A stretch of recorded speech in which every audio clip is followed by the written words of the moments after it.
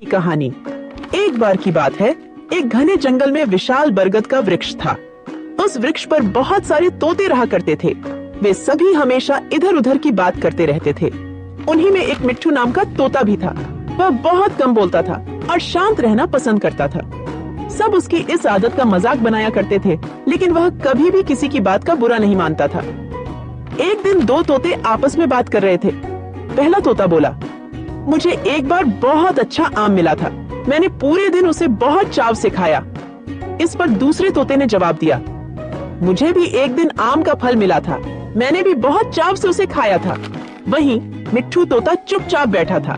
तब तोतों के मुखिया ने उसे देखते हुए कहा, अरे हम तोतों का तो काम ही होता है बात करना, तुम क्यों चुप रहते हो? मुखिया ने आगे कहा, तुम तो मुझे असली तोते लगते ही नहीं, तुम नकली तोते हो। इस पर सभी तोते उसे नकली तोता कहकर बुलाने लगे, लेकिन मिट्ठू तोता फिर भी चुप था। यह सब चलता रहा। फिर एक दिन रात में मुखिया की बीवी का हार चोरी हो गया। मुखिया की बीवी रोती हुई आई और उसने पूरी बात बताई। मुखिया की बीवी ने कहा, किसी ने मेरा हार चोरी कर लिया है और वो हमारी ही झुंड में से एक है। यह सुनकर मुखिया ने तुरंत सभा बुलाई। सभी तोते तुरंत सभा के लिए इकट्ठा हो गए। मुखिया ने कहा, मेरी बीवी का हार चोरी हो गया है और मेरी बीवी ने उस चोर को भागते हुए भी देखा है।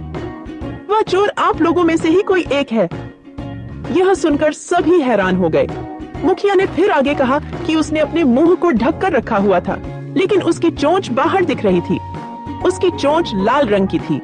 अब पूरे झुंड की निगाह मिट्ठू तोते और हीरू नाम के एक दूसरे तोते पर थी, क्योंकि झुंड में केवल इन्हीं दोनों की चोंच लाल रंग की थी। यह सुनकर सभी मुखिया से चोर का पता लगाने के लिए बोलने लगे, लेकिन मुखिया ने सोचा कि ये दोनों मेरे अपने हैं। मैं कैसे इनसे पूछ सकता हूँ कि तुम चोर हो क्या? इसलिए मुखिया ने एक कौवे से इसका पता लगाने के लिए मदद ली। असली चोर का पता लगाने के लिए कौवे को बुलाया गया। कौवे ने लाल चोंच वाले हीरू और मिट्ठू तोते को सामने बुलाया। कौवे ने दोनों तोतों से पूछा कि तुम दोनों चोरी के समय कहाँ थे? इस पर हीरू तोता जोर जोर से बोलने लगा, मैं उस दिन बहुत थक गया था, इसलिए खाना खाकर मैं उस रात जल्दी सोने के लिए चला गया था। वहीं मिट्ठू तोते ने बहुत धीमी आवाज में जवाब दिया। उसने कहा, मैं उस रात सो रहा था। इस बात को सुनकर कौवे ने फिर पूछा, तुम दोनों अपनी बात साबित करने के लिए क्या कर सकते हो? इस पर हीरू तोता फिर बहुत तेज आवाज में बोला, मैं उस रात सो रहा था। मेरे बारे में सब जानते हैं। ये चोरी मिट्ठू ने ही की होगी, इसलिए वह इतना शांत है। मिट्ठू तोता चुपचाप था। सभा में मौजूद सभी तोते चुपचाप यह सब देख रहे थे। मिट्ठू तोता फिर धीमी आवाज में बोला, मैंने यह चोरी नहीं की है। इस बात को सुनकर कौवा मुस्कुराकर बोला कि चोर का पता लग गया है। मुखिया के साथ साथ सब लोग हैरानी से कौवे की ओर देखने लगे। कौवे ने बताया कि चोरी हीरू तोते ने की है। इस पर मुखिया ने पूछा, आप यह कैसे कह सकते हैं? कौवे ने मुस्कुराकर कहा, हीरू तोता जोर जोर से बोलकर अपने झूठ को सच साबित करने में लगा था, जबकि मिट्ठू तोता जानता है कि वह सच बोल रहा है, इसलिए वो अपनी बात आराम से कह रहा था।